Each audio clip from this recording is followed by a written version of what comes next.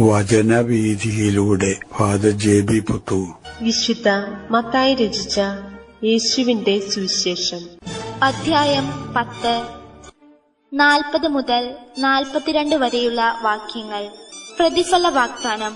നിങ്ങളെ സ്വീകരിക്കുന്നവൻ എന്നെ സ്വീകരിക്കുന്നു, എന്നെ സ്വീകരിക്കുന്നവൻ എന്നെ അയച്ചവനെ സ്വീകരിക്കുന്നു. പ്രവാചകനെ പ്രവാചകനായി സ്വീകരിക്കുന്നവന് പ്രവാചകന്റെ പ്രതിഫലവും, നീതിമാനെ നീതിമാനായി സ്വീകരിക്കുന്നവന് നീതിമാന്റെ പ്രതിഫലവും ലഭിക്കുന്നു.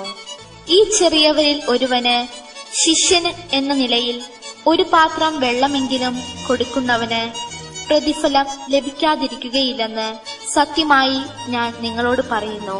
യുക്തിഭദ്രമായും ആത്മാർത്ഥതയോടും കൂടെയുള്ള യേശുവിന്റെ വചസ്സുകൾ. യുക്തിഭദ്രമായും ആത്മവിശ്വാസത്തോടും കൂടെ സംസാരിക്കുന്ന യേശുവിനെയാണ് നമുക്കിവിടെ കാണാനാകുക.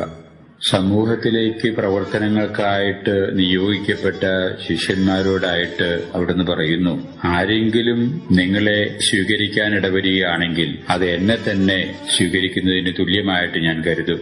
കാരണം എന്റെ മൂല്യങ്ങളാണ് നിങ്ങൾ അവർക്ക് പകർന്നു കൊടുക്കാൻ ഇടവരിക. ആരെങ്കിലും എന്നെ ജീവിതത്തിൽ സ്വീകരിക്കാൻ ഇടവരുന്നു എന്നുവരികിൽ അത് ആത്യന്തികമായിട്ട് എന്നെ അയച്ചവനെ തന്നെ, പിതാവായ ദൈവത്തെ തന്നെ അവർ ജീവിതത്തിൽ സ്വീകരിക്കുന്നതിന് തുല്യമായിട്ട് വരും.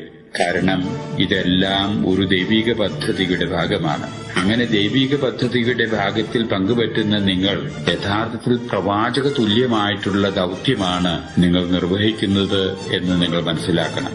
തുടർന്ന് യേശു വ്യക്തമാക്കുന്നു, സമൂഹത്തിലുള്ള എല്ലാ മനുഷ്യരും തന്നെ ഒരു പിതാവിന്റെ മക്കളാണ്. അതിനാൽ തന്നെ നിങ്ങൾ സഹോദരങ്ങളാണ്. പരസ്പരം സഹായത്തിൻ്റെതായിട്ടുള്ള കരങ്ങൾ നീട്ടാൻ നിങ്ങൾ ബാധ്യസ്ഥരാണ്. അങ്ങനെ ഉത്തമ ബോധ്യത്തോടും നിയോഗസിദ്ധിയോടും കൂടെ നിങ്ങൾ നൽകുന്ന ചെറിയ സഹായത്തിന് പോലും നിങ്ങൾ ജീവിതത്തിൽ നിത്യമായിട്ട് സമ്മാനിക്കപ്പെടാൻ ഇടവരുമെന്ന് യേശു ശിഷ്യന്മാരോടായിട്ട് സംസാരിക്കുന്ന സുവിശേഷ ഭാഗമാണ് ഇന്നത്തേത്.